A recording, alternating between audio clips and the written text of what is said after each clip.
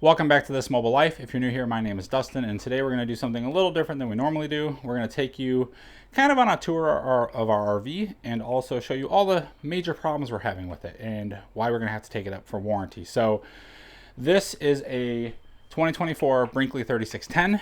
We bought it brand new. It is 41 feet 9 inches long, and in general, we really like it.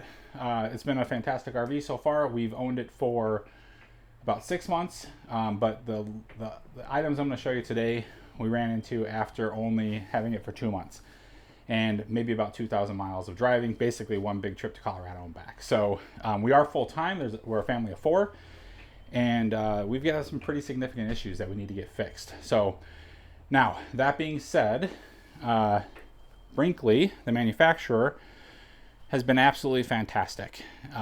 There's a lot of hate mail going on online right now, but let's be honest, nobody's perfect. These things are built by people by hand. They're not built by machines, and things happen.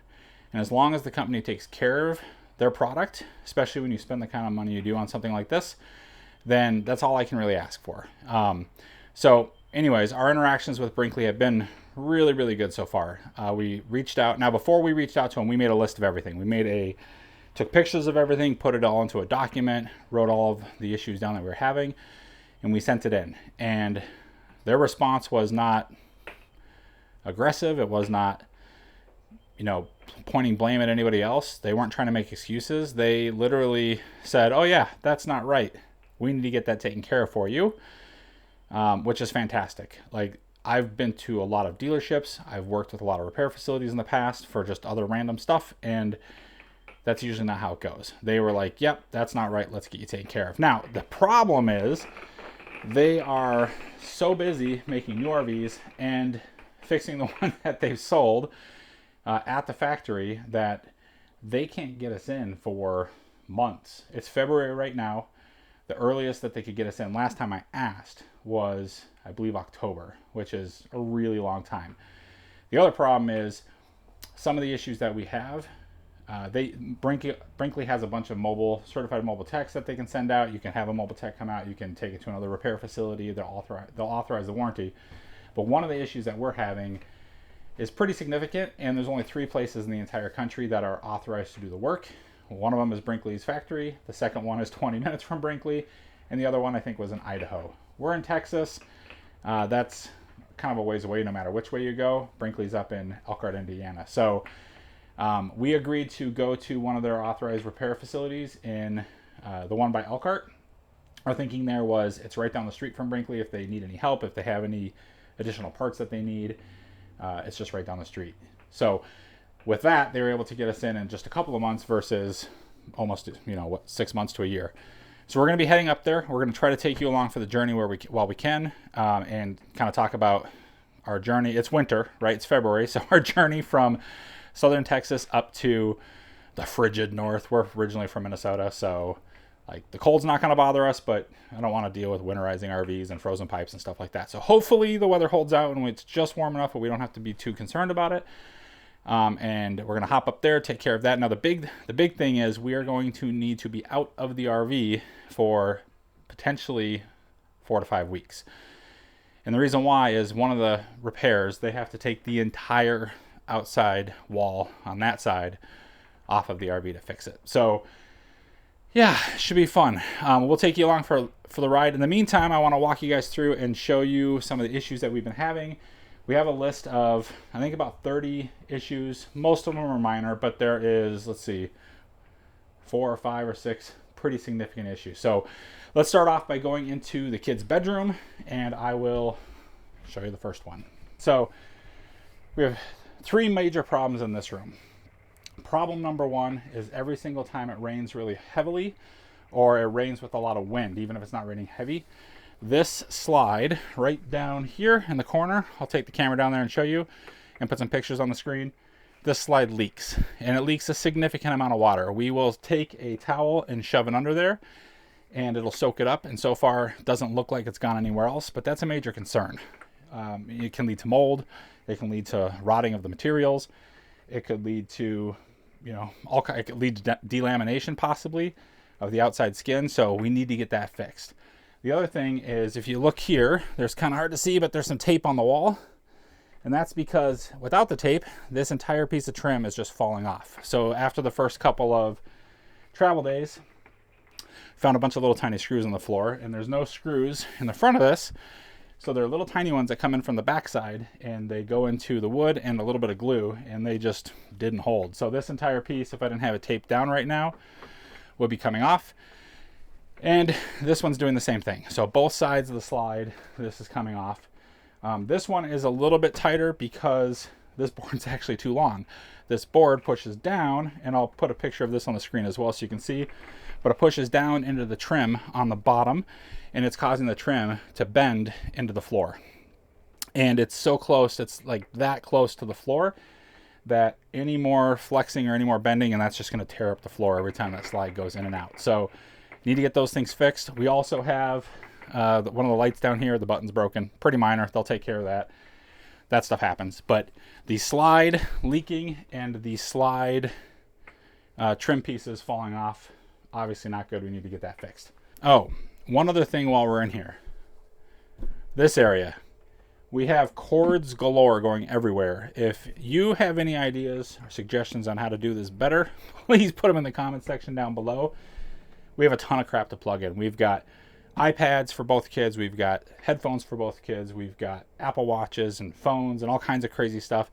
And that's because we homeschool full time, or we travel full time in our RV, and we homeschool our kids, but we do it through a kind of online hybrid homeschool program with teachers and video classes.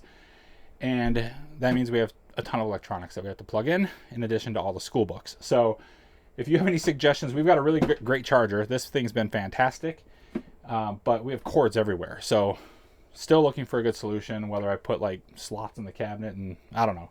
Anybody has any ideas, please let us know. Heading up to the master bedroom, this slide corner over here, let me see if I can get that in there. We got a big problem with that one, and that's the reason we have to take it all the way up to Elkhart, Indiana, and back to the manufacturer, and to one of 3 places in the entire country that's authorized to do this repair, because they have to take the entire outside of the RV off to do this repair. Let me take you down there and show you what's going on. So hopefully you can see it's a little bit dark down here, but there is a crack right here in the wood. Everyone is saying that that is cosmetic, and I don't have any evidence to point otherwise, but the wall's cracking. That's not good.